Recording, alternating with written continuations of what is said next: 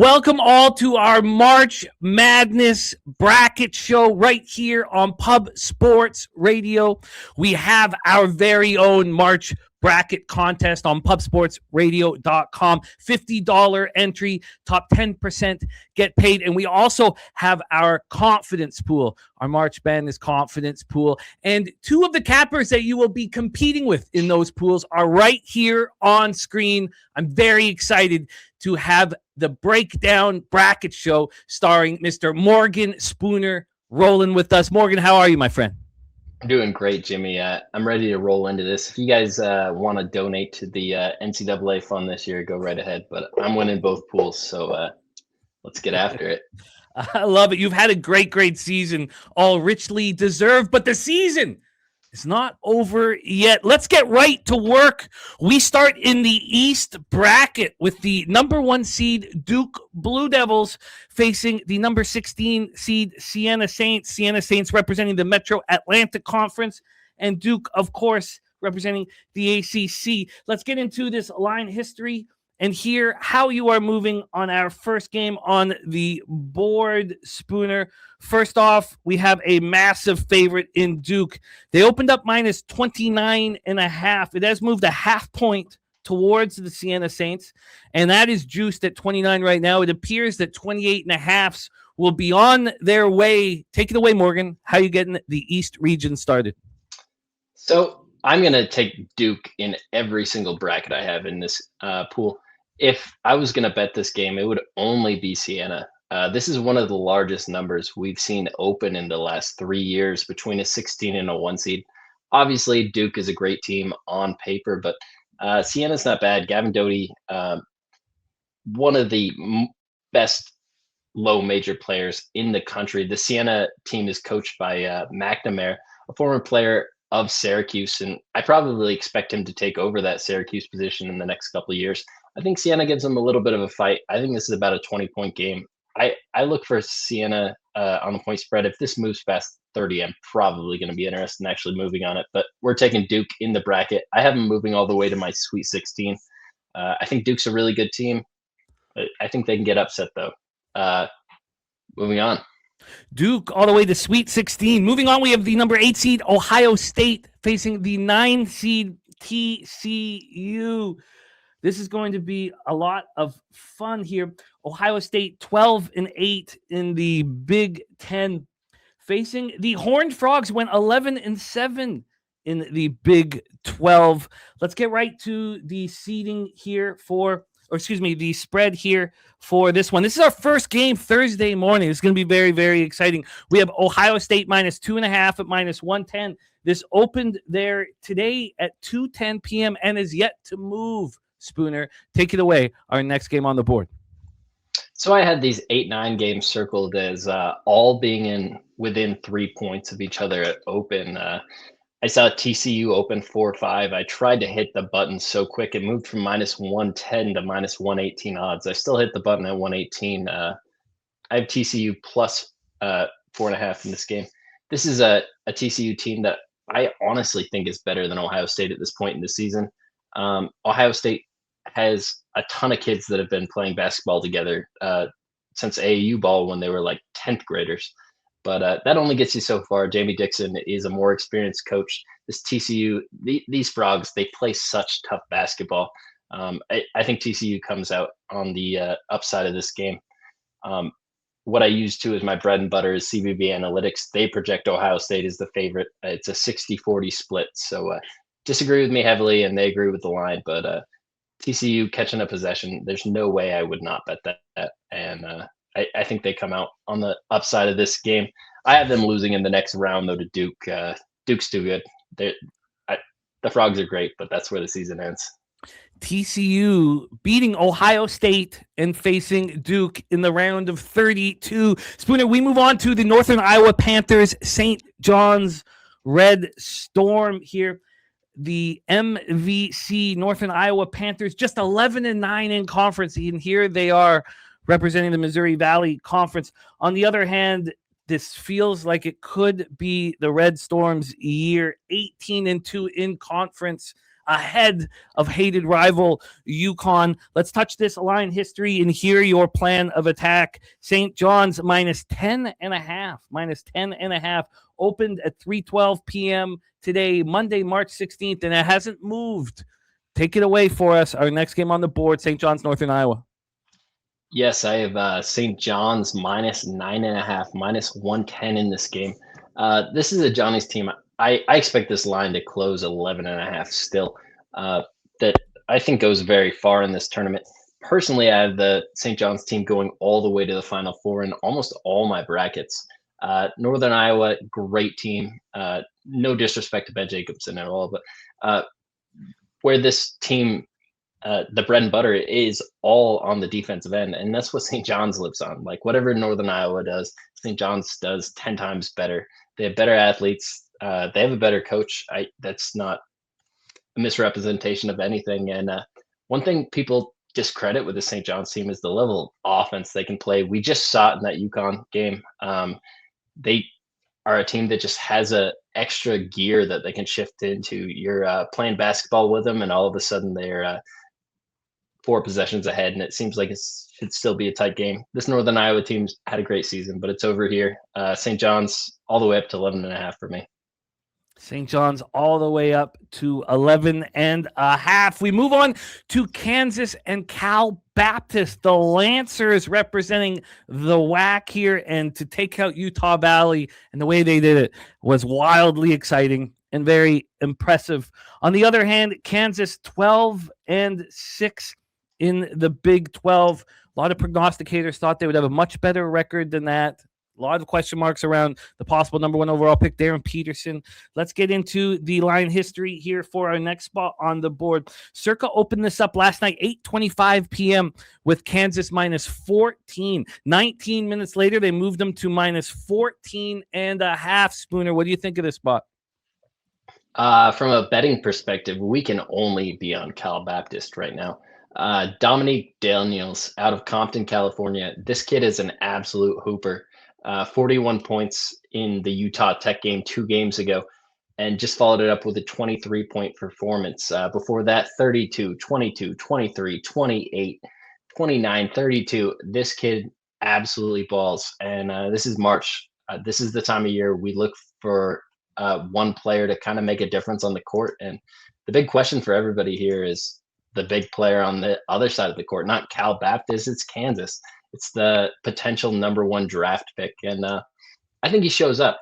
And this is basketball. Darren Peterson is probably the most talented player on an NCAA basketball court right now. And I expect him to show up tomorrow. I think Kansas walks away with this game. I think it's probably between 3 and 5 possessions. But at this number of 14.5, I could only be on Cal Baptist. This is not a bad basketball team. And Dominique Daniels, you tell him they're catching 15 points. He's going to take that personally.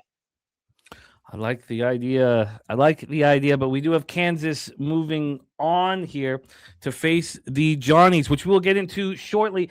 Our next spot on the board, the 11th seed South Florida Bulls, richly deserving to be representing the American Conference, 15-3 in conference, smash and grab the Shockers to have this opportunity. Facing the Louisville Cardinals, Mikel Brown Jr. missed the last 4 games these teams, or that the Cardinals played, and he was blatantly missing.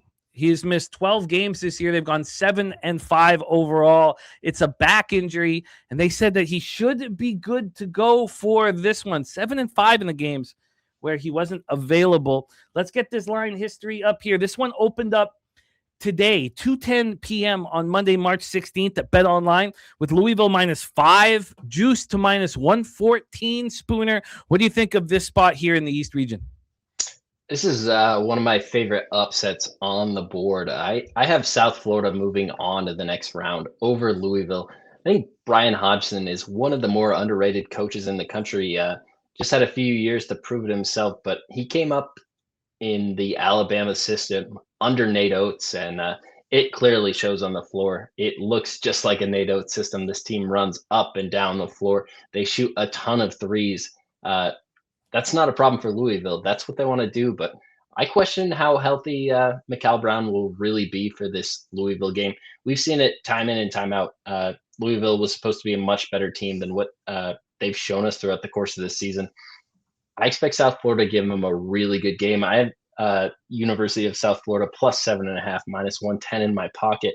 If Louisville comes down all the way to like minus 3.5, I will move on Louisville at that point. I do think this is a good team, but I think South Florida has one of the best upset chances on the board in this first round. I like them on the money line. I think it's a little mispriced. I think the fair price should be closer down to that -4, and I still think South Florida has a little value here right now. But this is South Florida for me. This is a team full of Power Four athletes. Right now, every single one of these players could go and transfer to whatever school they want to. Brian Hodgson did an amazing job of recruiting these guys. He's been Nate Oates' #1 recruiter. Every NBA player that you've seen on that roster in the last 5 years was recruited by Brian Hodgson. What a job snaking the 7.5, putting yourself in a very envious situation there, Spooner. Let's roll on. Next spot in the East region, we're talking about the number 14 seed, North Dakota State Bison, facing the 3 seed, the Michigan State Spartans. Talk about a team that is richly deserving of being here. The Bison, 14-2 in conference. They were the class of the summit all year long and are now representing them. Michigan State, 15-5 in the Big Ten. 4 games back of Michigan, tied with Nebraska and Illinois. Let's take a look at the line history here for this spot. We have Michigan State right now. This one, again, opened up at BetOnline Monday, March 16th, today at 2:10 p.m. Michigan State minus 16.5. It has not moved since it became available. What do you think of this spot? This is a game I couldn't get on from a betting perspective. There's absolutely no way I'm betting against Tom Izzo in March. This team is moving on in this game, but North Dakota State is a proud program. Like, we're talking about a team that went 27-7 this season. They don't have a loss by 16.5 points at all. Their biggest loss of the season was by 12 points to St. Thomas in one of the most electric home atmospheres in low major college basketball. St. Thomas is ranked 109th in KenPom. The only team they played above that is UC Irvine. It was a 1-point game, 74-73 on a neutral. This North Dakota State team has caught my eye. I'm looking at moving on them with the spread, but it's not something I've moved on yet. Michigan State, we have this team moving on all the way to the Sweet 16. All the way to the Sweet 16, which means they will take out USF. We're going to talk about that section of this region right after that. But next we have UCLA, UCF. This is a very interesting one. Spooner, Cronin's obviously been must-watch entertainment throughout the college basketball season. And he's got a very good basketball team on his hands. There are some injuries that are clouding the situation here. But UCLA 13-7 in conference and got better as the season went on. On the other hand, here, the UCF Knights, it's a surprise that they're sitting here a bit. 9-9 in conference. Did they deserve to be here and to be a 10 seed? That will be debated. Let's take a look at the line history here for the next spot in the East region. This is Friday. And as I said, not all the books have opened this one up.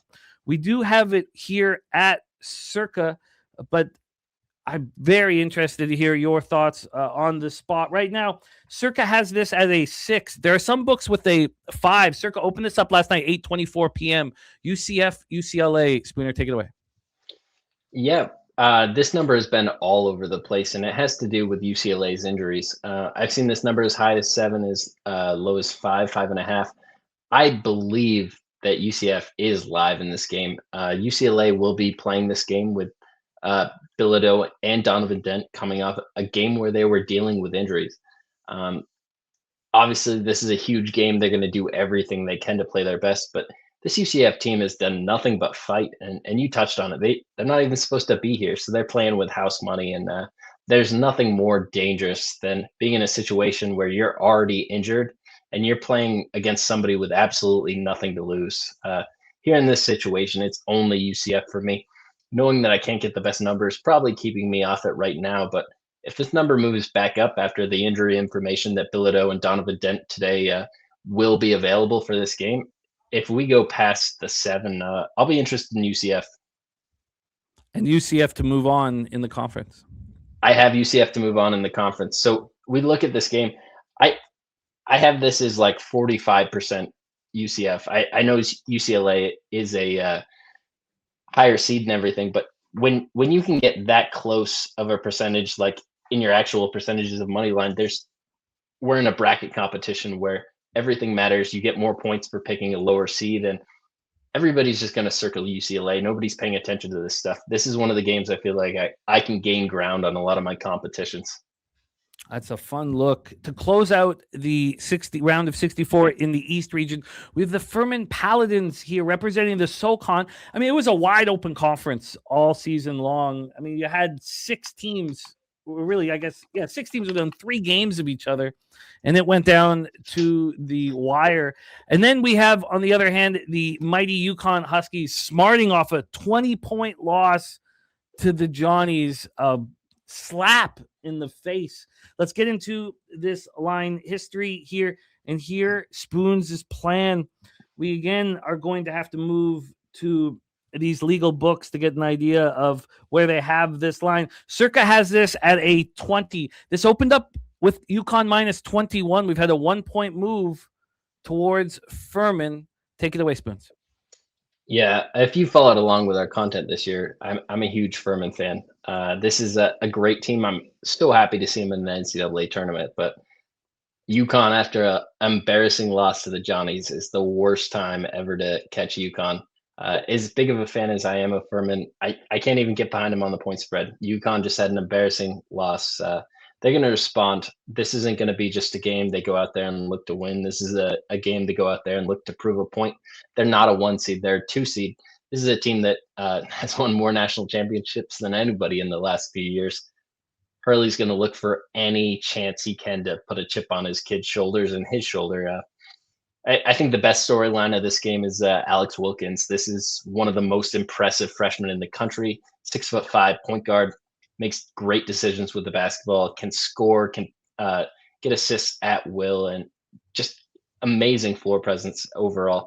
I think this kid winds up on a Power 4 roster, and there's a part of me that thinks it's going to be UConn's roster next year after this game tomorrow. I think this is a fun game. If Kalshi was worth anything, like it would be so I could place a bet on Alex Wilkins to wind up on UConn next year, but they won't let me make that, so it's not worth anything. We can move on.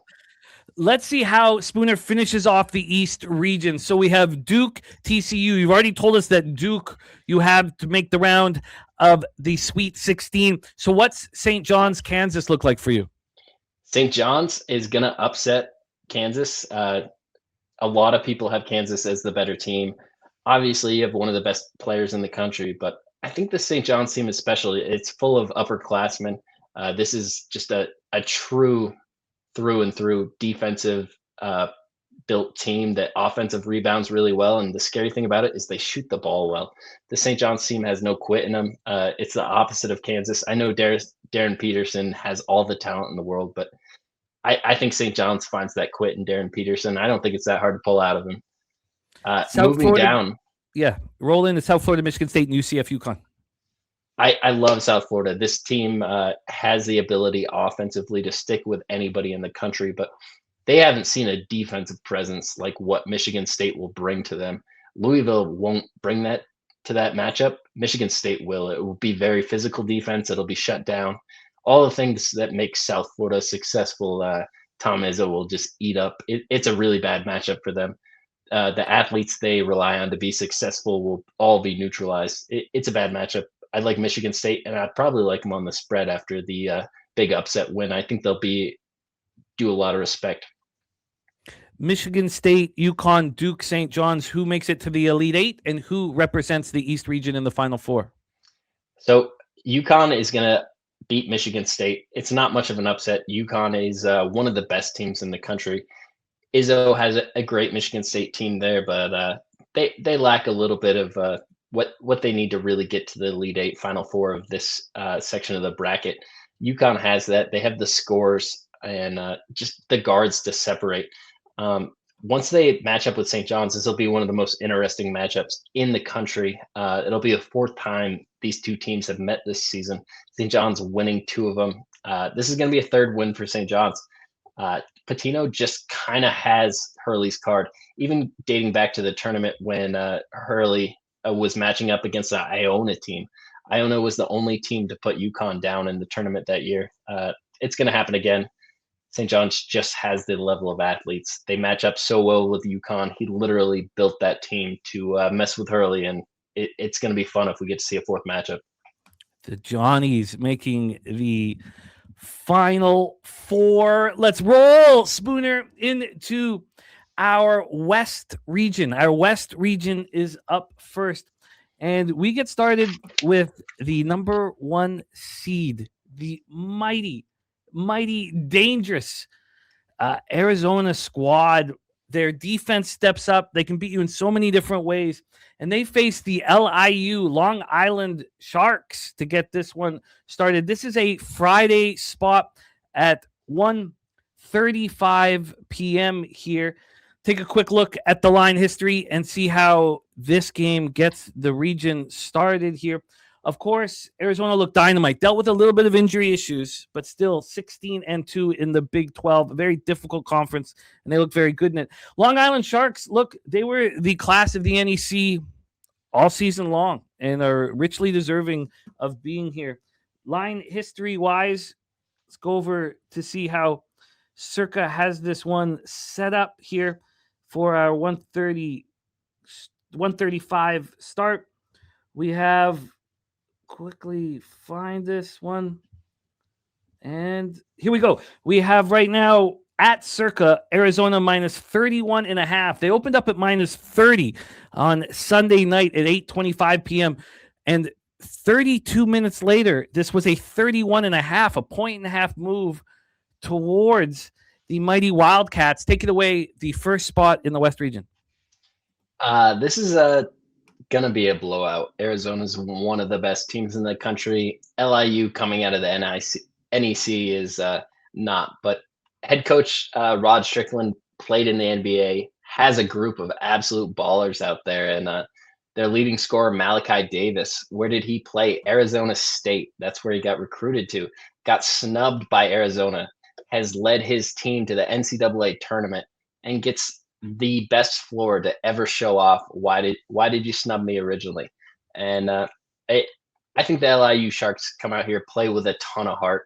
I don't think this is a 30-point blowout. It's probably a 20-point blowout, but I lean Long Island Sharks here. This is a game that I saw the line moving up. I know I didn't agree with it, and that doesn't always point to the best success, but I like LIU at this number. I think this number should be closer to 25. Most of the openers for the 1 versus 16 in the last few years have opened between 22 and 27.5. So they have a lot of respect for Arizona here, no respect for Long Island. I think this Long Island team, nothing to make this a close game, but I think it's closer than 32. I might move on it by the time we get there. I like it. Let's roll on. 8th seed, 9th seed matchup. Speaking of respect, Utah State Aggies getting a ton of them. I had them in both Nevada and the final against San Diego State. So it's very, very easy for me to go right back to them. And I can't wait to hear your breakdown.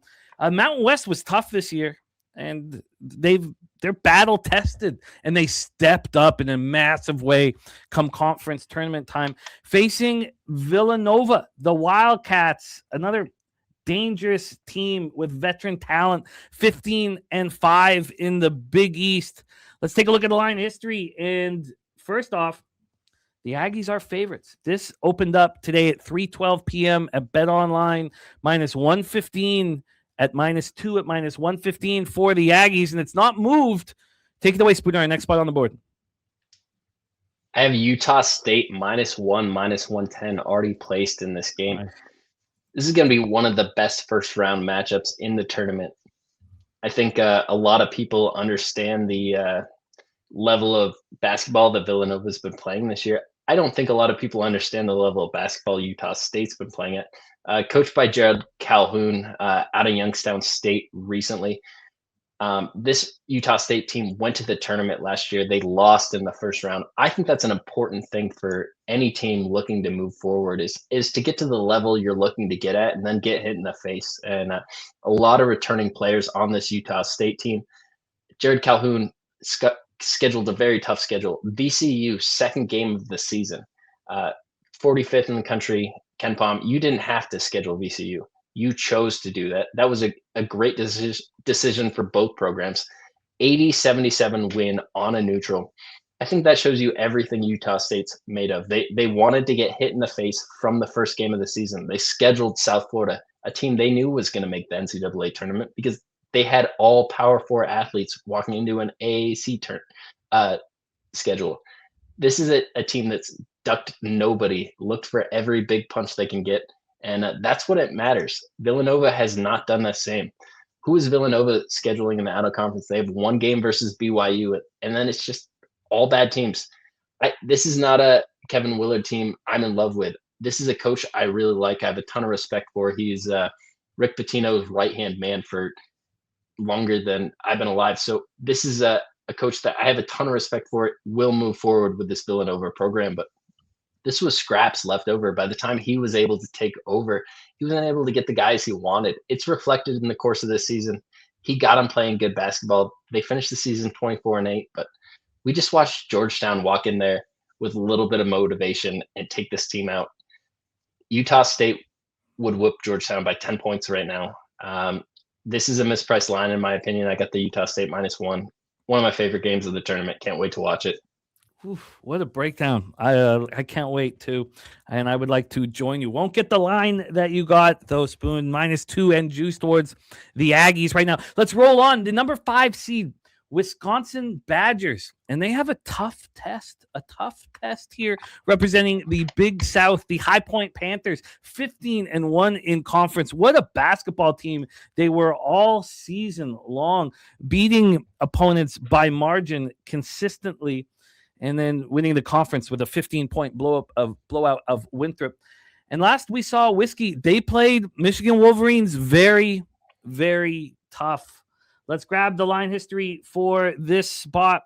This one, 1:50 p.m. on Thursday, and I can't wait for it. So we have right now this, again, some of these books got their lines out very early, and some didn't. This line came out at BetOnline today, Monday at 3:12 p.m. with Wisconsin -10 at -110. What do you think here?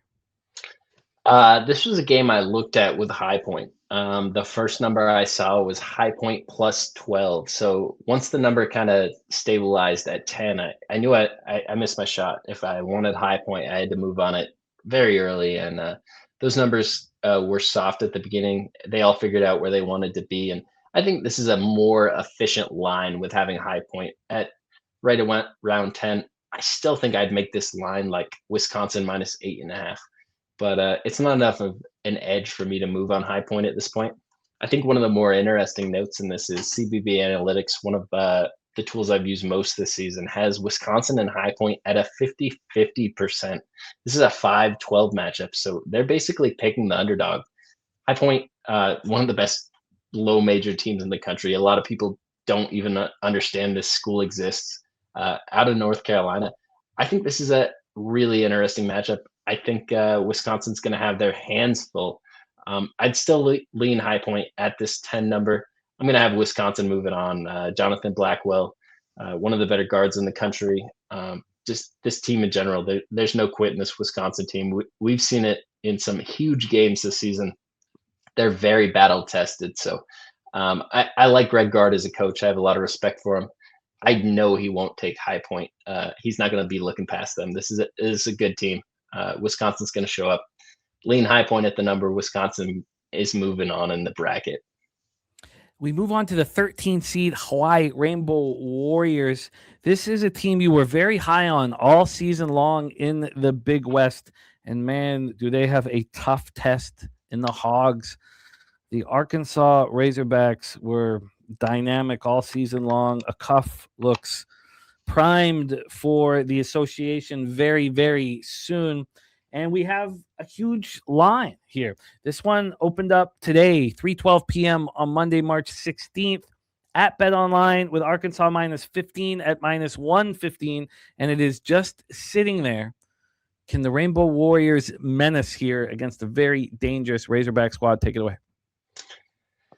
I really like Hawaii this year. I worry I just have too much bias built into this. I had identified Arkansas as one of the teams I thought would be a sleeper to make a Final Four run in this tournament. So I was disappointed to see Hawaii caught Arkansas for their first round matchup. But one thing Hawaii has is a ton of size. They even outsize this Arkansas team. On the court, Hawaii has Isaac Johnson, a 7-footer who is one of the best players in their individual conference. He's a great player. He's going to match up well versus Arkansas. Dre Bullock, a small forward, 6'6", also one of the best players in their conference. These two guys have the ability to make any game close. 15.5 is too big of a number. I stared at it. I think I saw 14.5, and then everybody kind of started to move up to 15.5. And I'm not trying to catch a number on the wrong side of it, but I'm very interested in Hawaii. This is a great basketball team. Obviously, they're not playing on the island, but they're going to have more than enough time to get their body clocks adjusted to this. And Arkansas is just one of those teams. I mean, they can sleep a little bit. This is a number I would make closer to 12.5. I have a lot of interest in Hawaii. I'm so far off the number. I feel like I might just have too much bias built into this, but Arkansas is moving on in my bracket. It's a fun matchup here. It's too bad that the Rainbow Warriors got the Hogs. Let's roll on now. To start our next one, we have to talk about Tuesday night's play-in game, the 11th seed battle between the Texas Longhorns and the NC State Wolfpack. This is going to be a great basketball game. Looking at the body of work from both these teams, they didn't finish off the season where they wanted to. Both went 1-4 over their last 5 games, but played some tough opposition well. And now they get a chance to compete here. Texas in the SEC 9-9. We know how difficult that conference is. NC State in the ACC 10-8. Let's get this line history and see who Spooner has moving on in this one for the right to play BYU. Line history wise, here we have a pick'em here. This line opened up last night at 10:34 p.m. -112 for NC State. They're now -108. Spooner, take it away. This is a very tough game. Will Wade, one of the coaches I've been more impressed with over the last few seasons there at McNeese State. His run at LSU ended on bad terms, but this guy's brought VCU to the tournament, LSU to the tournament, McNeese to the tournament, and now NC State to the tournament. He's a great head coach. On the opposite side, we have Sean Miller. This game is going to be in Dayton, Ohio. Sean Miller coached for Xavier 3 seasons here recently, and then before that for 5 seasons. So he's very familiar with the area. I think this is going to be an amazing first-round matchup. I lean NC State. There's no huge edge here. I think whatever team wins this game is just destined to lose the next game. So it's not super consequential to me, but I do lean NC State in this game. I haven't moved on it yet. I'm still kind of waiting to see what the number does. This line has barely moved since the first openers. Like, there were so many soft lines. This is exactly where it came out, like almost everywhere. And the victor heads up to Portland, Oregon to face BYU. Is that a smash and grab in your opinion? Yeah, BYU is a team a lot of people are going to have circled to go out early. They lost Richie Saunders, one of their best players, towards the end of the season, but Dylan DeBanza, one of the best players in the country. I think this BYU team is a little disrespected. Sometimes we overvalue how much one single player can matter. BYU will handily take care of Texas or NC State. I think it'll be NC State. The next spot on the board, the number 14th seed Kennesaw State Owls got hot at the right time in the Conference USA. Team just 10-10 in conference, but caught fire and now are facing the Gonzaga Bulldogs in Portland, Oregon Moda Center. The Gonzaga Bulldogs, very, very strong basketball team. tied St. Mary's at 16-2 on top of the WCC. Let's get the line history up here and see how Spooner is attacking this one. We have Gonzaga minus 20 at minus 115. This line became available Monday, 3:12 p.m. at Bet Online, and it hasn't moved, Spooner. What are your thoughts here? This is a very interesting game. Gonzaga has the clear home court advantage. That the entire crowd will be packed with Gonzaga fans. Kennesaw is going to need a lot of grit to come into this game and not get absolutely blown out by 30 points. This Gonzaga team is no stranger to blowing teams out. But I think Kennesaw has what it takes. This is a team that lost their most productive player partway through the season to a cheating scandal. He was shaving points. They got rid of him and they turned it on. It would have been so easy to give up your season at that point. Did they give up? No. They went on a winning streak to end the season. They lost their final 2 games after securing a spot in their conference tournament. They went on. They beat every single team in their conference tournament. They earned a ticket to the big dance, and I don't think they're going to get turned around. I make this line closer to 18.5. I thought Gonzaga would get bet up more quickly than it has. Kind of makes me think a lot of the more respected bettors agree with me that Kennesaw is going to be a tough team to blow out. Should be an interesting matchup. There's no doubt in my mind Gonzaga moves on. I have Gonzaga moving on all the way to the Elite Eight. Ooh, Elite Eight for the Bulldogs.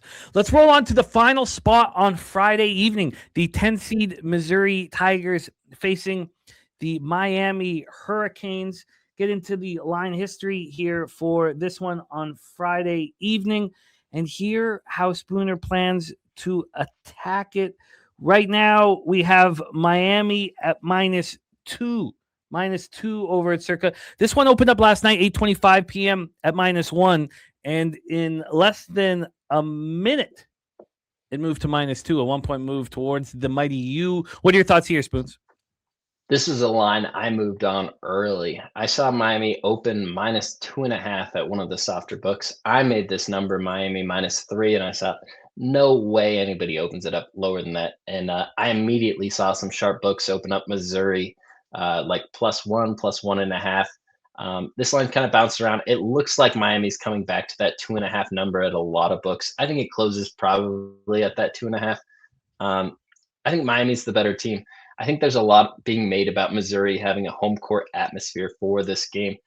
Yes, that makes sense, but to me, Miami's the better team on paper. I don't think this Miami team is out of it. I think they have everything in the ability to beat whoever comes next, whether that be Purdue or Queens. And I think they have a real shot to beat Gonzaga after that. I think this Miami team is one of the more underrated teams in the tournament. Coming into this season, I had questions about it. My host asked me 15 different times this year, is Miami a good team? And I really thought about it. Miami's a very good team. The guards on this team can play with anybody in the nation, whether it be Purdue, Missouri, Gonzaga. I have Miami all the way to my Sweet 16. Oof, Miami all the way to the Sweet 16. Final spot on the board. You set it up, Purdue, Queens, to put a bow on the West region, and then we'll see who you have going all the way to the Final Four. Queens was very good all season long. A very, very good ASUN, 13-5, just a couple games back of the leaders, and have earned this opportunity.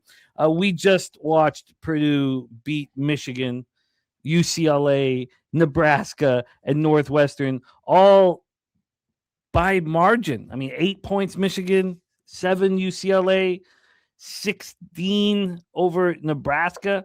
This team's just playing good basketball. 13 over Northwestern. This was the number 1 seed coming into the season. Now they're the number 2 seed here in the West region. Line history opened up with Purdue minus 24. They're now minus 25.5 over at Circa. 1.5 move in their direction. Take it away.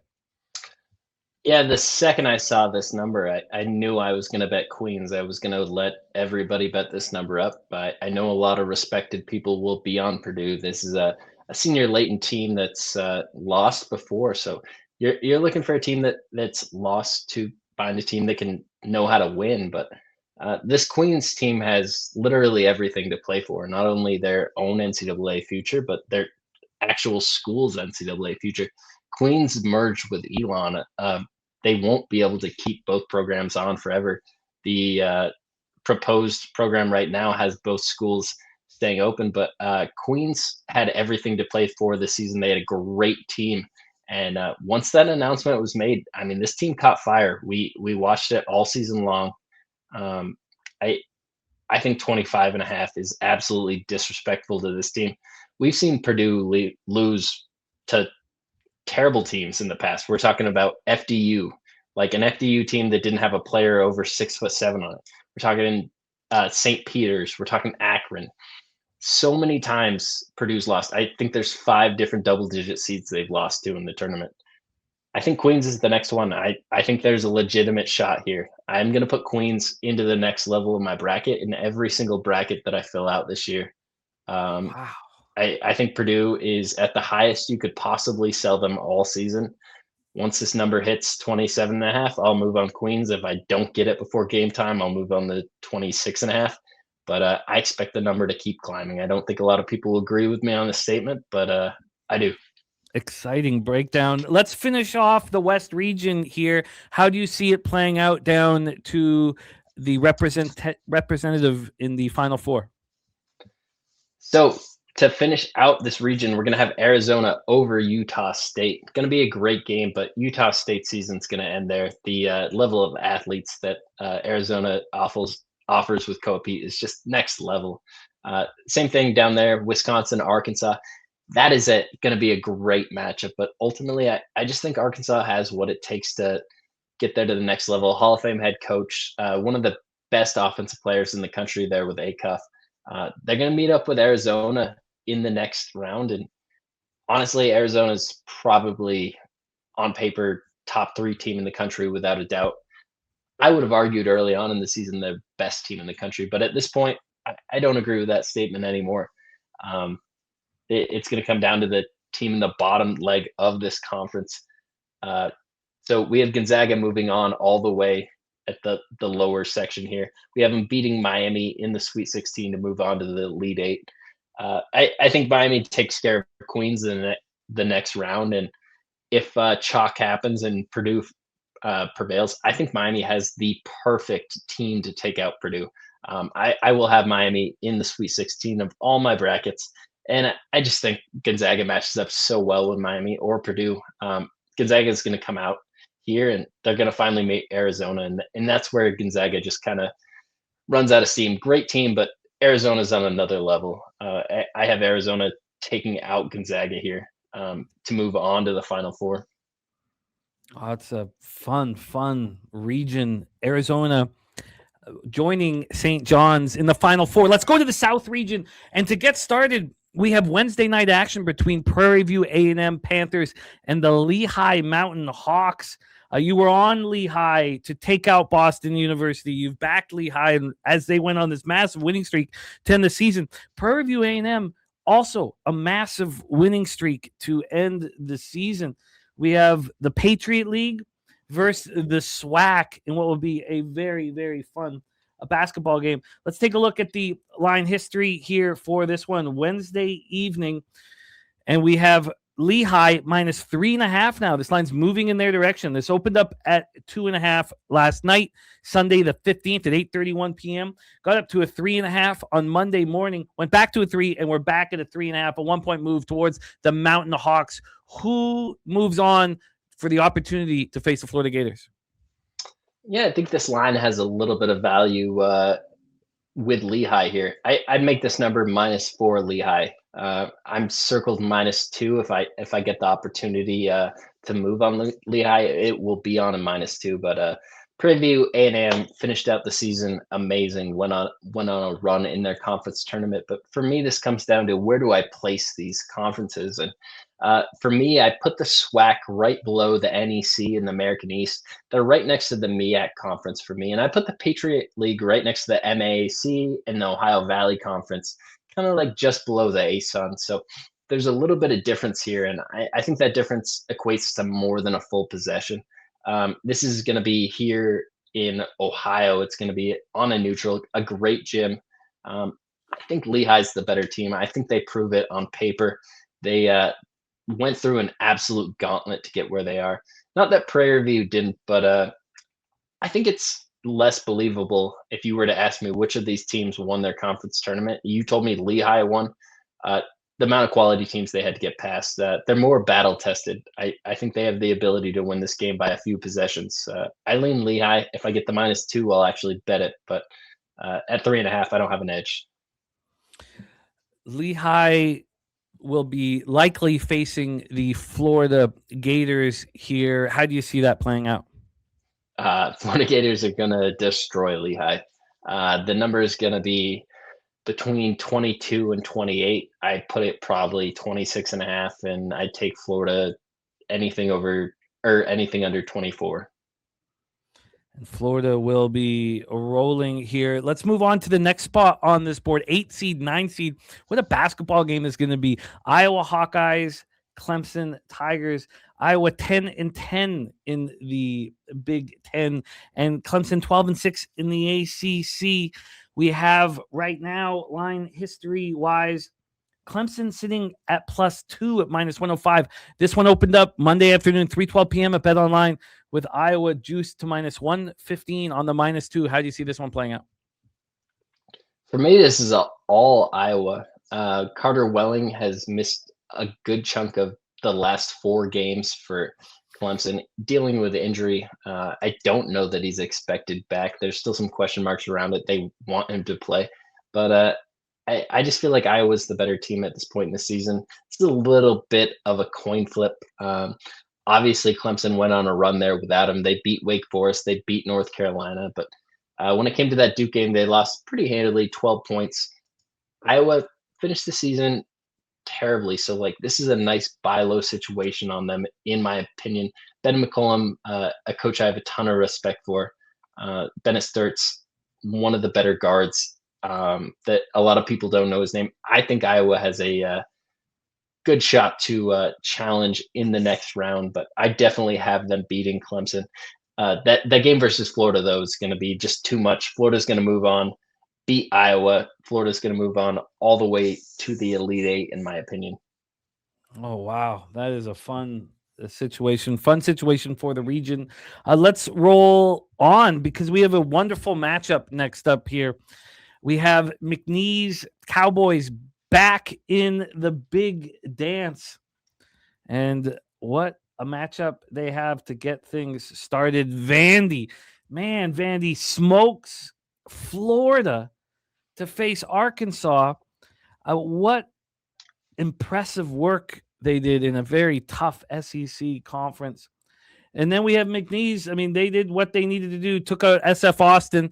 It felt all year that McNeese was sort of destined for this opportunity, but SF Austin was a good team and standing in the way. Right now, we have Vandy -11.5. This line came out at BetOnline 2:10 p.m. today, Monday, March 16th. Can they menace versus the Commodores? I think McNeese is going to have a really tough problem here. I think there's going to be a lot of respect paid to McNeese after their last few seasons, but this isn't the McNeese team with Will Wade coaching it. This is a McNeese team with Bill Armstrong coaching it. He's done an amazing job this season. The nation's 5th longest win streak, sitting at 10. Their last loss was to Stephen F. Austin, and they avenged that loss in the conference tournament to get here. But Vanderbilt, Mark Byington is just playing on a different level. This team is out of conference. They were coming into the season sitting at 13-0. They weren't super challenged, but they played some tough teams like UCF, VCU, St. Mary's, SMU, Wake Forest, and they didn't have the best conference schedule overall, but they played in the SEC. That's very tough. And this Vandy team, they are built to blow people out. I think Mark Byington's offense sitting here, 7th adjusted offense overall in the country, 98th overall tempo. And that's a tempo that's kind of come down since his years at James Madison. I think this is a Mark Byington team that will blow McNeese out tomorrow. I think a lot of people will be looking for McNeese as one of those 12-5 upsets that everybody looks at, but it's not the one that I think you should be on. Vanderbilt to the next round, and Vanderbilt to beat our next game up. Well, this is a fun one. The 4th seed Nebraska Cornhuskers facing the Troy Trojans out of the Sun Belt. Sun Belt was tough this year, and they found their way through. They looked very good in conference tournament play. Facing the Cornhuskers, who were in that group of teams of Michigan State and Illinois, 3 games back of the leaders, the Wolverines. Take a look at the line history for this spot. This is game 2 on Thursday morning. Nebraska sitting here minus 13 at minus 108. This one became available bet online on Monday at 2:10 p.m. 2:10 p.m. and is not moved, sitting at minus 13 at minus 108. Take it away. This is a fun game for me. Troy is one of the programs I've paid more attention to than almost anybody in the last 2 seasons of college basketball. It's all because of Scott Cross, amazing recruiter, amazing executor. We look at what he did this season, 20-11 overall, scheduled some very tough out-of-conference opponents.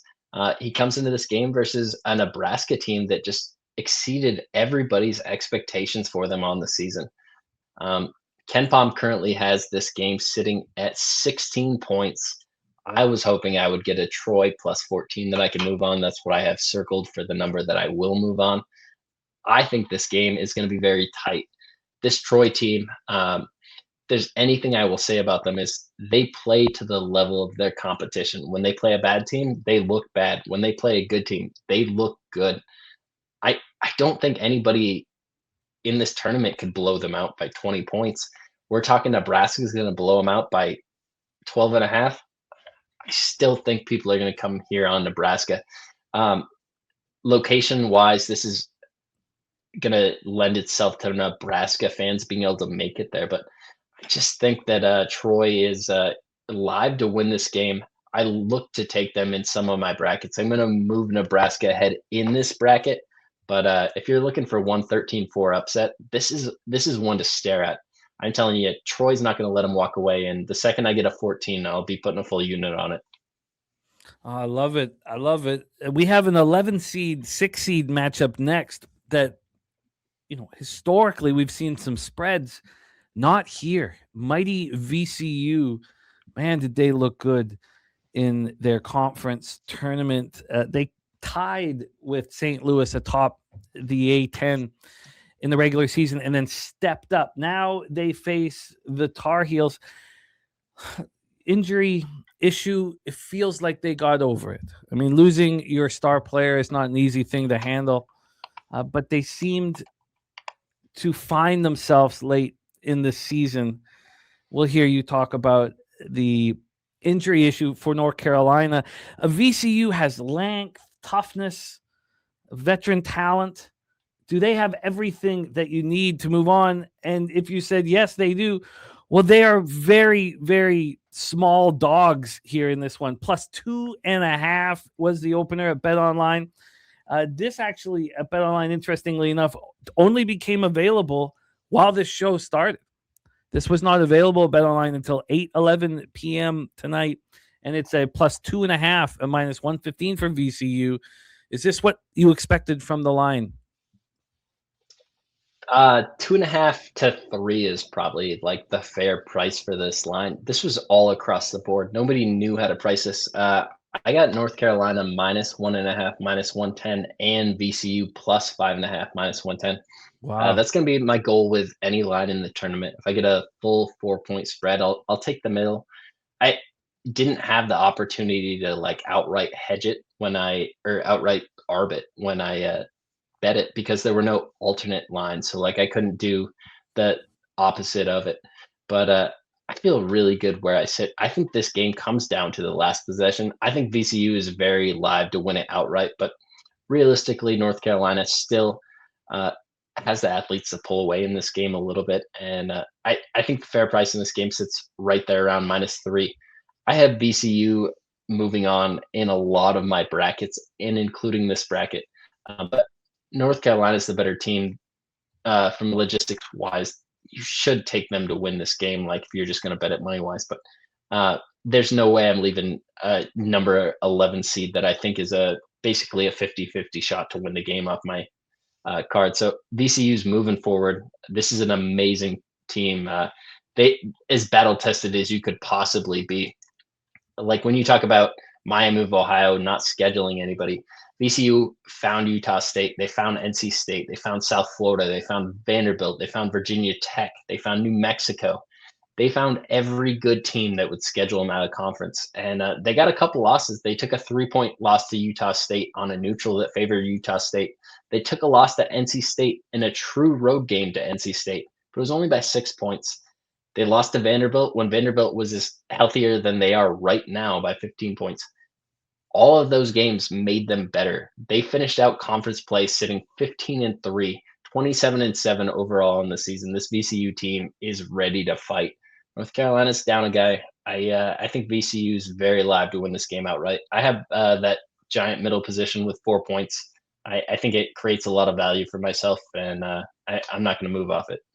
And very quickly, did you feel like the Tar Heels got it together after suffering the Caleb Wilson injury? So Caleb Wilson is top 5 player in the country. So like you subtract that player from anybody, it completely changes what their ceiling is. But they've had enough time now to readjust. Like this is a very good basketball team. North Carolina is a blue blood for a reason. If you don't follow college basketball, you don't even know who VCU is. The fact is only 2 points is only respect to the year that VCU's had.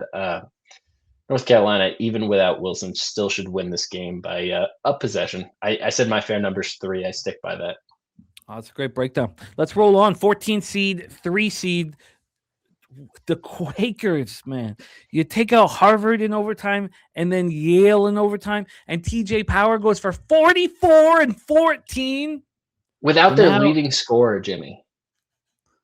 Penn was out their leading scorer for the entire Ivy League tournament, and they ran it. That was one of the most impressive conference tournaments we've seen from anybody.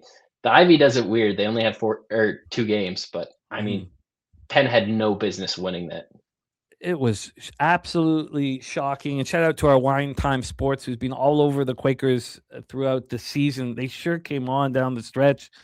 And now they're facing the Illini, who lose to Wisconsin in a pretty ugly fashion in the Big Ten Conference tournament. Let's take a look at the line history here. This one pops off on Thursday night at 9:25 p.m. We have the Illini minus 24.5 point favorites here. This line also opened up at BetOnline this evening. Cautious to get their lines out here. Take it away for us, Pennsylvania Illini. Great story for Penn. I love it. But Illinois has, in my opinion, the absolute most efficient offense in the country. They could score 100 points on any defense. And when we're talking about a giant spread like that, that's what you need to be able to do. Penn did great in the Ivy. Very impressive. They had no business beating Yale, in my opinion, but they did it. And it's all on the back of Fran. I mean, this is a very established coach. Most of the time, you can't find a coach like that in the Ivy, but this is where it comes short. You can only make so many coaching decisions to move yourself in a better spot. Illinois can outscore this team by 40 points if they want to in this game, and I would only be on Illinois. I'm not going to have a bet in this game. I have Illinois moving on in my brackets. I have them moving on all the way to the Final Four. This is one of the teams that I think is most undervalued in the tournament. I think had just a few things played out differently, Illinois would be sitting with a 1 seed. So for us to be having Illinois in a 3 seed in a bracket with what I view as the weakest 1 seed, I think it's pretty good value. Wow, that's a great breakdown. Next up here at the bottom of the region, not the very bottom, but the second to the bottom, St. Mary's, Texas A&M, Aggies, and Gales. The Aggies 11-7 in conference play in the regular season in the mighty SEC. St. Mary's tied with Gonzaga atop the WCC. Let's get into the line history here for this one. Right now we have St. Mary's -3 at -115. This line also came out Monday evening. They waited to put it out. What are your thoughts here? Texas A&M. This is a A&M team that is coached by Bucky McMillan. It's a weird brand of basketball. It doesn't fit the Power 4 high major conferences very well. St. Mary's is the exact opposite. Bennett just plays with a stone for basketball. They try to slow the ball down as much as they can. You can't have like a greater difference in tempo meeting in a NCAA tournament game than these two. And I think it's going to be buckyball. When people play buckyball, they get uncomfortable. St. Mary's has had their challenges with Gonzaga in the past, but it's nothing like what A&M will play. If Bucky had his way, they would play with the number one pace of play in the country every single game, every single year. It's a very fun game, in my opinion. I have a Texas A&M bet, I believe. I don't have it written down, so maybe I haven't actually moved on this game, but this is a game I'm very close to moving on. At over a possession, I think A&M is the play. My fair number on this game is -2 St. Mary's.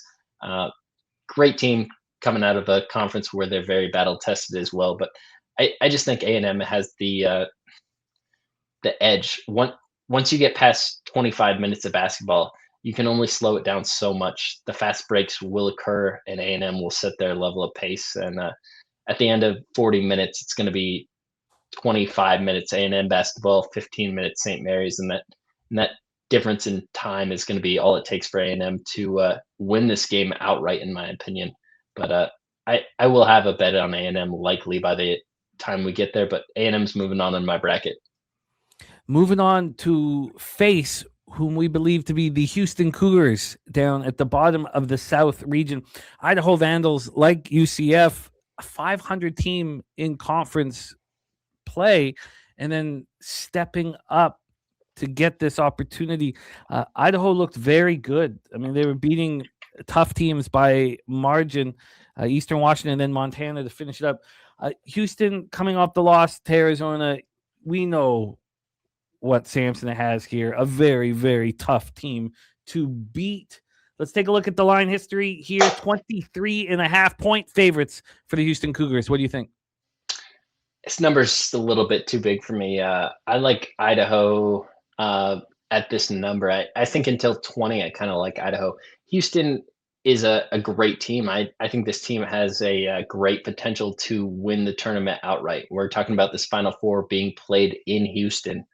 This Houston team is one of the best defenses in the country year in and year out. But what makes this Houston team special is their offense. They can score at a level they haven't been able to do before. So I like Houston to go pretty far in this tournament, all the way to the Elite Eight. But for me, this is a spot where I don't think they take care of business. I think Idaho makes this game a little sloppy. I think Calvin Sampson's just fine with that. He likes sloppy games. He likes drag out, knockout games. He wants to challenge his team, and he doesn't want to disrespect his opponent. He's a guy that's earned every single thing that he's gotten, and he wants to give that back. So he's not going to make it easy for Idaho, but I don't think he's going to try to step on them when they're down. Well, let's finish off the South region, Spooner. Who represents? You've already given us a hint that you like Illinois to make it to the Sweet 16. How does this one play out for you? So we got Houston taking out Texas A&M, and Illinois comes on to take out VCU. We have Illinois taking out Houston. We have Florida taking out Vandy, and Illinois eventually takes out Florida. I think this Illinois offense is just too much for any team in the country to handle.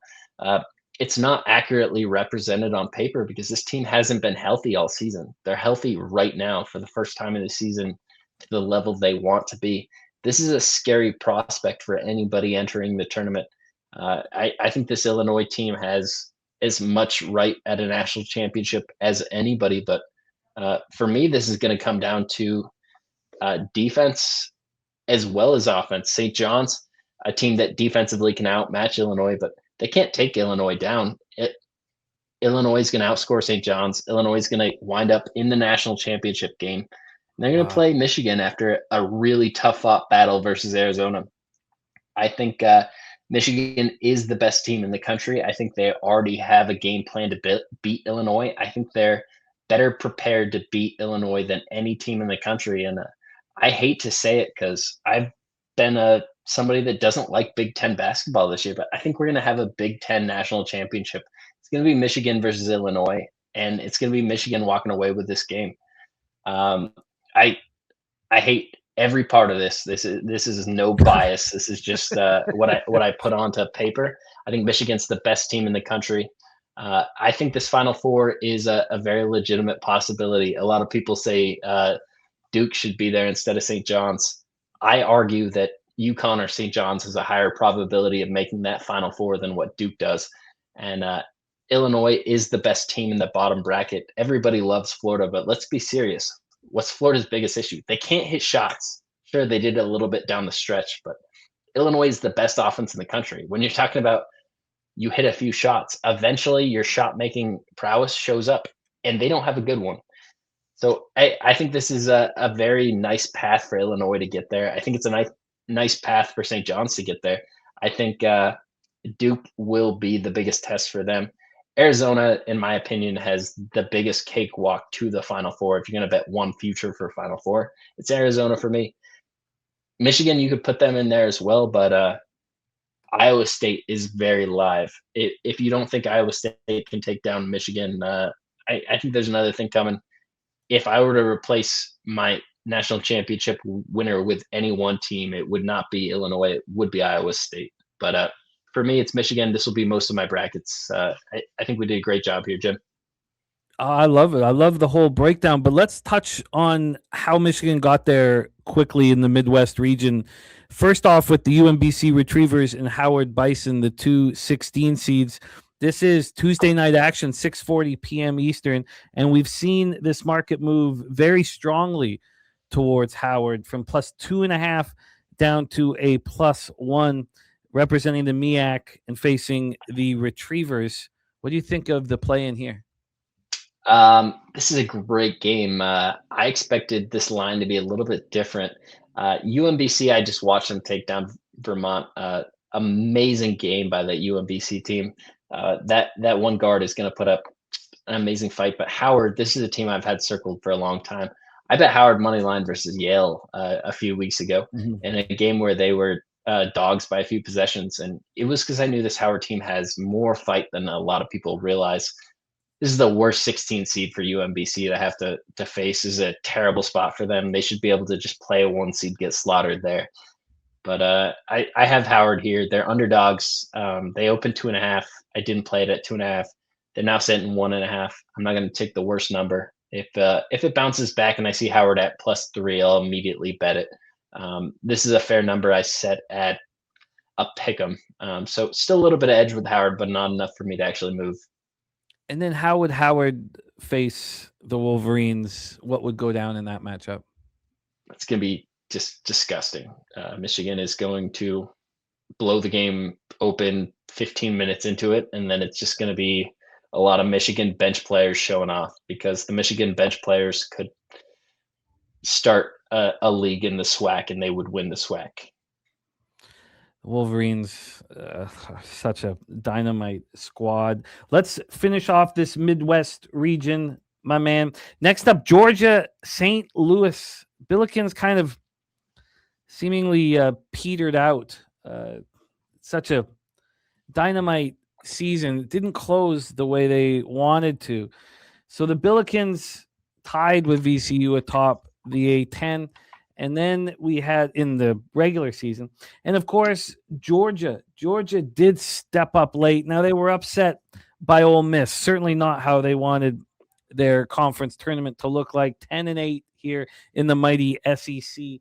Let's get into the line history here for this spot on Thursday here and see how you expect this one to play out. So right now, this game, of course, popping off at 9:45 p.m. Eastern. We have the Georgia Bulldogs opening up this afternoon at 2:10 p.m. at BetOnline -3 at -106.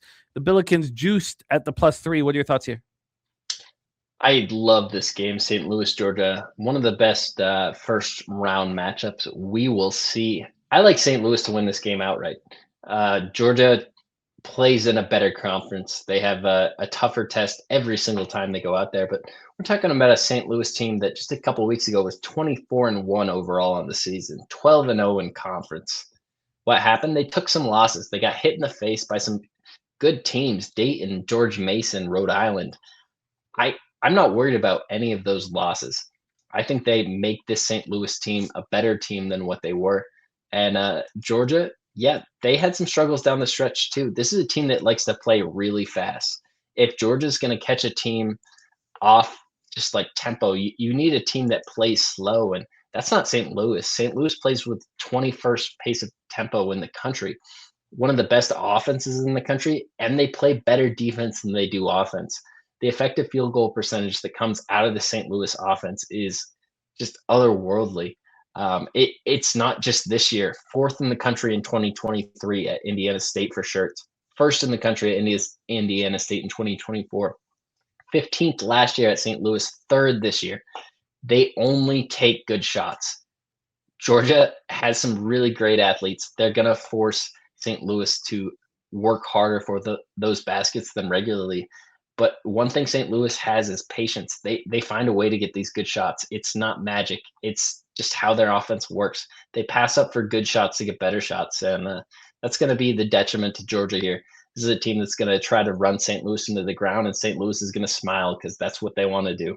So St. Louis is moving on to the next round for me.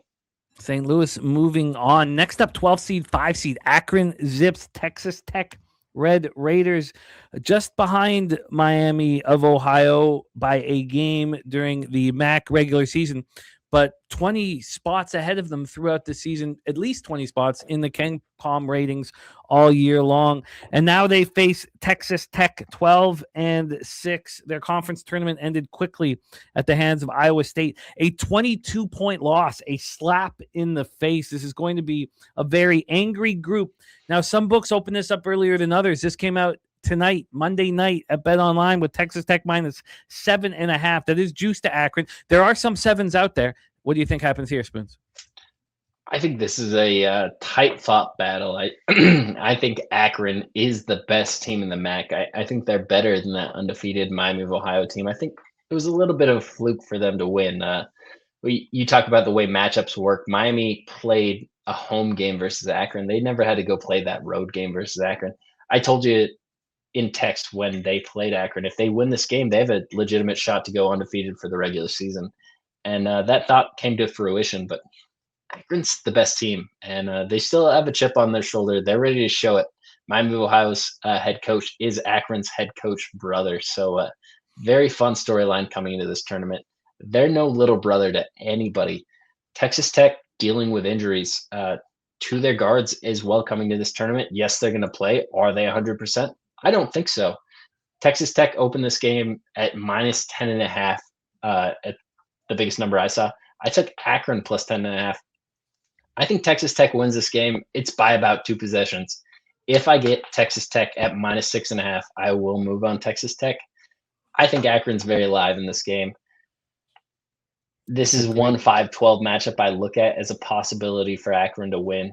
But I think ultimately Texas Tech, the 7 guys that are left, are still all absolute ballers, and they find a way to pull this game out. But the second I get a Texas Tech minus 6.5, I'll be moving on that as well. Let's roll on to and great job getting the 10.5. Spectacular. Hofstra, Alabama, Crimson Tide. There was an arrest that has just taken place for Alabama, a felony drug charge, and not a good look here right before the NCAA tournament. It's not good. Aiden Holloway arrested here, and this guy was putting up big numbers. So just a quick question. Is there an official he can't play in the tournament because of this? Because this is still all alleged. We're talking about the United States justice system. Is there anything that says he can't play? Because I know Alabama will push the envelope. Unless it says they can't play, they will try to walk him out there on the court. This has all happened, in the last 18 hours or so. And it is obviously an important piece of the story here. More than a pound of marijuana and cash found here for Holloway. I mean, that's just a regular day for Jimmy the Bag. 16.8 points per game, second leading score. He put up 18 in the loss to Ole Miss. And it's an ongoing story here right now. We'll call it that, an ongoing story for Alabama. Hofstra here, CAA 12-6. They were 3 games back of UNC Wilmington, and we're fortunate not having to play the Seahawks here to have this opportunity. I know there's a lot going on. We need things to play out. All right, I'll make this real simple. Alabama, Nate Oates, he's gonna look at all these other athletes that are head and shoulders above anything Hofstra has to offer. Let's be clear. Hofstra shouldn't be here in the first place. Alabama is going to prove a point. I think with the news out of one of their better players possibly missing the tournament, I don't know what's going to happen here. I'm not going to add conjecture, but Alabama will show up. I think they'll use this to find a way to be the better team on the court and use this for motivation. When one of your best guys is out, your other guys that could be better than what they are, find a way to prove that to you. And I think Alabama takes care of business. I think you're absolutely right. I think this is a massive edge that we can have. It's moved from 14 to 11.5 in the last 24 hours.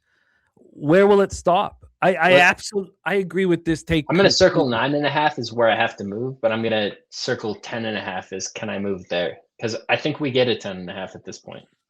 I completely agree with the psychological angle there and like it very much here. Let's roll on. And to do so, we have a very, very big game. This one popping off on Wednesday. And it's big because of the controversy of Miami of Ohio. Strength of schedule, in the high 280s, 290s. Had the perfect season in the regular season and then lose to UMass to get the MAC quarterfinals started with a bang. Speaking of a bang, SMU got taken out by Louisville after smash and grabbing Syracuse. This one here coming on Wednesday night, the play-in Red Hawks versus the SMU Mustangs. Let me grab the line history here for this spot. With all of the complaining about who really is Miami of Ohio, this is must-watch sports action. Miami of Ohio opened up at plus 8.5 last night at 8:10 p.m. at Bet Online. They're currently plus 7, and it looks like 6.5s are on the way. What do you think happens here, Spence? Yeah, the first number I saw in this game was 6.5. I watched a 7.5 minus 102 open for Miami of Ohio. I immediately moved on it, watched an 8.5 open up, and I was like, what are they doing? I don't even understand this. Like, we're talking about this 11-11 matchup. Most of these games are under 6 points. Every single game since in the last 3 seasons in the 11-11 matchups haven't been under 6 points. Then they moved it to 8.5. So I took the 8.5 minus 105 as well. So I have a 7.5 minus 102 and an 8.5 minus 105 with Miami of Ohio. Originally, I planned to have Miami of Ohio money line in my bet slip, but just getting those two, I feel like I have better value there alone.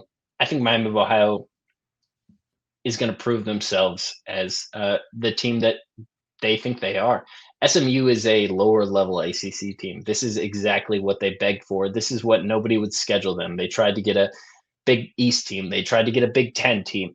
They wouldn't call. They didn't want to pay Miami of Ohio money to go face a senior Leighton lineup and take a loss. That's what it comes down to. And unfortunately, SMU never got that call. They didn't get the chance, but now they have to go 45 minutes away from Miami of Ohio's campus and face this Miami of Ohio team that's sold out every gym in Michigan and Ohio for the last month and a half. So Miami is going to show up. Their fans are going to show up. I think this game comes down to the last possession, and I think Miami of Ohio is live to win it. I think we move them along in our bracket. They lose in the next round after this, but SMU, they're the perfect team, in my opinion, from Miami to get. I was upset that they didn't get a round of 64 game. This is a team that deserved it, but now they get to prove it to everybody, and I think this is perfect. these last couple angles from a psychological standpoint, I think are excellent. Like I just love. But then they get bounced by Tennessee. Next spot on the board here is another interesting one. 3-14. 3-14. We have the Wright State Raiders and the Virginia Cavaliers. Man, the Virginia Cavaliers have been very good to my wallet over the last little while. Let's see how they handle the Raiders. Now, Virginia did cost me a couple times in the regular season, but they've been very good since then to me. That was a tough loss to Duke, a very easy cover. They were 2 games back of them through the regular season. Wright State were the class of the horizon. Looked very good all year long, 15-5. Let's take a look at the line history here for this one. This one popping off at 12:50 p.m. on the Friday morning action. And going to have to move over to the legal books. Not all of the books have this one available for us to attack. And let's see what we are dealing with here for Friday at 12:50 p.m. I'm surprised that not all the books have put out a line here, but we have Circa hanging in Virginia minus 18. This opened up at 18.5. 11 p.m. last night. It opened up on Sunday night. Dropped to 17.5 today, Monday afternoon. That didn't last long. It's back at an 18. Virginia 18-point favorite. Spooner, what do you think? Ken Palm has this game at 16. I think a lot of the other popular models kind of like Wright State a lot, but for me, this comes down to Virginia is a much better team. Ryan Odom is probably one of the more underrated coaches in the country. Took VCU and Utah State and UMBC to a NCAA tournament. That UMBC team famously upset Virginia as a 16 seed. I have a ton of respect for Ryan Odom. I think he takes care of business versus Wright State tomorrow. I think he respects what these underdog conferences have to bring. And if we're real honest, Wright State was the best team in the Horizon this league, but it was a down year for the Horizon. Robert Morris was down. Oakland was down. Green Bay was challenging towards the top. And we rewind 12 months. I mean, this is not what we're talking about from the Horizon. So, yeah, Wright State came out of it, but it's a down year. I don't make much of it. Virginia runs away with this game. I like Virginia quite a bit, but I just think Tennessee is athletically going to be a real issue for them. So I have Virginia losing to Tennessee before they get to the Sweet 16, and Tennessee moving on there. Let's roll on to our next spot here for Friday action. In the Midwest region, Santa Clara, Kentucky. This one gets it all started for us, Santa Clara, Kentucky, on Friday. The Broncos looked strong all year long, and, taking out St. Mary's, very, very impressive. Losing to Gonzaga by 11. They were in charge at the half, and then, lost to the Sounder basketball team. Here, the Wildcats facing them, this is not going to be easy for them. 10-8 in the SEC for this one. The line right now, depending on where you are looking at, DraftKings opened up Kentucky minus 1.5 and now minus 3.5. Spooner, what are your thoughts here? I have Santa Clara here. I have Santa Clara plus 3.5 minus 112. I thought, no way does this number move to a 4, and then I bet it, and then I immediately saw 4. I think there were 4.5s available, but I think the close on this number should be Kentucky minus 3. You'll see some juice 2.5, some juice 3.5. I expect Kentucky minus 3 to be the close. I have Santa Clara moving on in my bracket. I have a bet on Santa Clara plus 3.5. Honestly, this is a super fun game for me. We talked about this earlier in the season. Kyle was talking about how great Kentucky was and belittling Santa Clara later in the show. And me and Toast were like, we put this on a neutral in the middle of the country. Santa Clara has a chance to beat Kentucky. And we said on the West Coast, Santa Clara would be a favorite. On the East Coast, Kentucky would be a favorite. And now we get this game here. I'm really excited. Santa Clara shows up. This offense, Herb Sendek, very underrated. Kentucky's just name brand at this point. This is a team I've circled all season as having trouble playing with pace of play. And Herb Sendek is going to look for any single injury you have, any single thing he can circle out and say, oh, you struggle with that?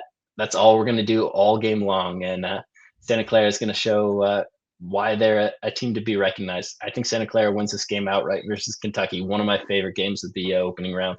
Oh, what a fun situation for an upset. The final spot here, and then we will go once again through the Midwest as the Michigan Wolverines are the choice for Spooner to win it all. Iowa State Cyclones at the bottom of the bracket. Very, very difficult basketball team facing the Tennessee State Tigers, who were great in the OVC all year. Deservedly have this opportunity to face the Cyclones, 12-6 in conference, 2 games back of Houston. A dynamite basketball team that almost took out Arizona, took out Texas Tech by 22 points, have the opportunity to play Arizona. This one opened up at 23.5. Over at DraftKings, close to 24.5. Final spot on the board here. And then after you set this one up, take us one more time through Michigan rolling and how exactly they do that, especially with, Iowa State, Santa Clara, and Tennessee, Virginia facing each other at the bottom of the bracket. Iowa State's been one of my favorite teams in the country this year. The level of defense they play is only matched in the Big 12. It's very difficult to replicate what Iowa State does. And the offense they have this year is just what separates them. This is a team that has every ability to win a national championship this year. I think versus Tennessee State and versus Santa Clara in the next round, Iowa State is going to be taking it easy. And I think both teams are able to cover versus Iowa State. I won't be taking Iowa State to cover any spreads until they face Michigan. If they're a big dog versus Michigan, I'll look to take Iowa State versus Michigan. But realistically, I expect Michigan to beat Iowa State. One thing Iowa State has struggled with over the last few years is all these big games, when they're not in Ames, they lack that energy. There's magic in that home building for Iowa State. And unless they can get their crowd there, it's going to be tough for them to win that big game versus Michigan. I'm not saying they can't do it, but it's going to be very difficult. Michigan has proven the ability to win on a neutral, home, away versus any team in the country, and it's very important to have done that. They also have the best coach in the country at this point in his career, in my opinion. He's not the most accomplished coach, but Dusty May is on another level of what he's bringing, just like scheme-wise, every out-of-bounds play, every timeout. He's just mental mind games with the opposition, and what he's taught to his players. It's not just here, but I mean, going back for 5 years now, we've seen Dusty May teams just go past what anybody has expectations for them. So I think now that Michigan finally has expectations to get there, I think Michigan is the best team in the country, the best coach team in the country. I think they have every right to win this tournament. It's going to be a tough test getting past Arizona. I have questions how Koa Pete can really handle the size that Michigan puts out there. One thing that Michigan has is size at every position. They have great guard play, great inside play. There's not a lot of holes in this team. If you're going to beat them, it's going to be with a very good defense. I was looking for one of the best Big 12 defenses like Iowa State to be able to beat them. And if they can't do it, nobody else will do it. Houston might be the other option there, but I think their defense is just going to be challenged by Illinois. So to me, it comes down to Michigan winning this tournament overall. A couple long shots. I do like Iowa State. I do like Illinois. After that, I don't think anybody else has a real chance to win it. Spooner, what a job. Can you beat Spooner's bracket? Because if you can, you will get paid in full. pubsportsradio.com. We have the bracket contest and then the confidence pool as well. You can sign up at pubsportsradio.com. Spooner, incredible job. For those of you who don't follow Morgan on X, please do at Spoons Bets. What a job you just did. It's your time of year, Spoons. Final thoughts on March Madness, all beginning 24 hours from now. Final thoughts, my friend. You can't beat this feeling. This is the best feeling every time of year. I just encourage every single one of you, when you get that like one free bet from like one book that gives it to you, don't go put it on a 9-team parlay. Go put it on Queens to beat Purdue in the first round, because it's going to happen. I love it. Thank you guys so much for watching us here on Pub Sports Radio, and thank you for the angles and the expertise from our Morgan Spooner. Have a monster March Madness. Go out there and get that cash. Increase your bankroll. And thank you for watching our March Madness Bracket Show.